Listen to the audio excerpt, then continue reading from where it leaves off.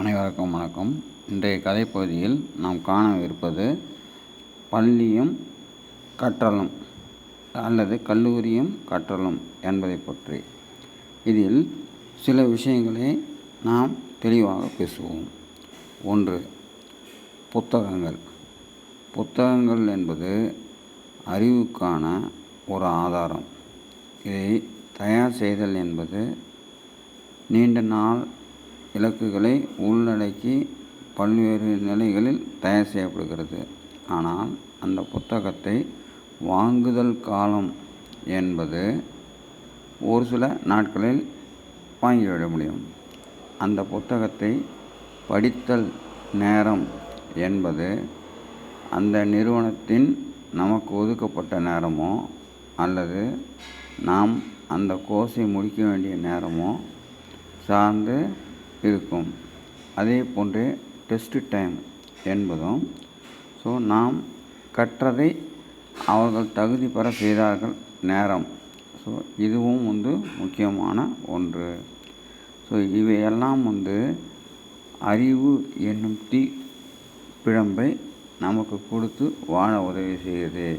இதிலேயே இரண்டாவது தீப்பிழம்பு உள்ளது. உண்மையான நெருப்பு அந்த புத்தகங்களை தீண்டும் போது சில வினாடிகளிலேயே அழிந்து விடுகிறது.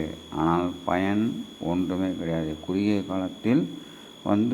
காலத்தில் முடிந்துவிட்டால் அதன் பயன் இல்லை. ஆனால் அதை முழுமையாக பெறும்பொழுது பயன் கிடைக்கிறது. இதுதான் இன்றைய பள்ளி கற்றல் முறை.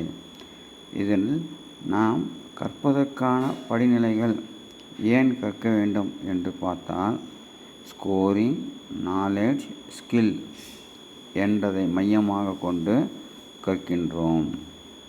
Scoring, knowledge, skill. ஸ்கோரிங் என்பது நாம் என்ன தகுதி பெறுகிறோமோ அதில் நம்முடைய அவர்கள் தேர்வில் பெற்ற மதிப்பெண். நாலேஜ் என்பது மிகப்பெரிய பரப்பரவை கொண்டது. அதில் முக்கியமானது பக்குவங்களை நாம் பெற்றிருக்கின்றோமா, கற்ற பகுதிகளில் பக்குவங்களை பெற்றிருக்கின்றோமா என்பது நாலேஜ். ஸ்கில் என்பது அந்த பக்குவங்களை சரியாக பயன்படுத்த நாம் பழகியிருக்கின்றோமா என்பதை பற்றி கொண்டது. இவ்வாறு நாம் ஒரு படிப்பை பெற்றுவிட்டால் அதனுடைய பலன் என்பது விஸ்டம், ஹெல்த், வெல்த் என்ற பகுதிகளில் நமக்கு வாழ்வுக்கு உதவி செய்கிறது. விஸ்டம் என்பது நாலேஜை நம் வாழும் சூழலுக்கு பொருத்தி கொடுக்கும் ஒரு கருவி. ஹெல்த் என்பது நம் உடல் சார்ந்த ஒரு கட்டமைப்பை மேம்படுத்துவதற்கான ஒரு பகுதி. வெல்த் என்பது உடலையும் விஸ்டத்தையும் நாம் பிரதிபலிக்கக்கூடியதுக்கு தேவையான ஒரு பகுதி. இதில் நாம் முழுமை அடைந்தோம் என்றால் நாம் பிறந்து வளர்ந்தது அனைத்துமே சரி என்று அர்த்தம். இதில் முழுமை அடையவில்லை என்றால் 3 குறைபாடுகளில் ஏதோ ஒன்றில் பாதிக்கப்பட்டிருப்போம். 1 டிஸார்டர், 2 டிசேபிலிட்டி, 3 டிசீஸ். டிஸார்டர் என்பது பெற வேண்டியதை பெறாமல் விட்டதால் வந்த கட்டமைப்பு தவறு.